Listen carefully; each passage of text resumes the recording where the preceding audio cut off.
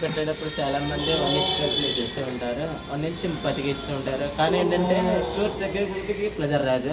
చాలామంది ఏంటంటే చేసే తప్పు ప్రెజర్ రావడం వల్ల వాటర్ కూడా ఇబ్బంది, వాటర్ స్లోగా వస్తాయి. ఫ్యూచర్లో కూడా ఎప్పుడు వాటర్ బెస్ట్ రాకుండా ఉండాలంటే పైప్ లైన్ ఏ విధంగా అందులో పైప్ వేసుకొని అలా పుష్ చేసుకొని సెట్టింగ్ వేసుకోండి. ఏ విధంగా వేసుకుంటే వాటర్ కూడా కంటిన్యూగా వాటర్ వస్తే హెయిర్ కూడా లాక్ అవ్వదు, ఇలా వస్తూ ఉంటుంది అనమాట. ఈ విధంగా వేసుకోవాలి.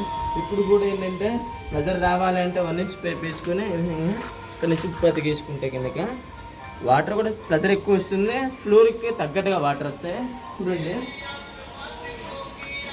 ఇక్కడ మనం లాంగ్ బెండ్ వేసి బలువలు వేసాము. ఏమన్నా ఎమర్జెన్సీ వస్తే మాత్రం వాటర్ ఆపుకోవచ్చు. చూడండి, బెండ్ వేయడం వల్ల ఏంటంటే ప్రెజర్ ఎక్కువ వస్తుంది.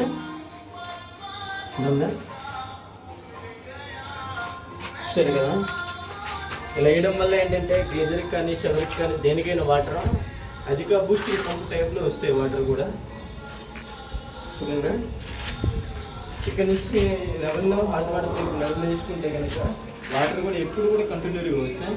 అదే విషయం ఎవరు కూడా చేసేటప్పుడు చాలా జాగ్రత్తగా చేయండి, పని చూసుకున్నా. అది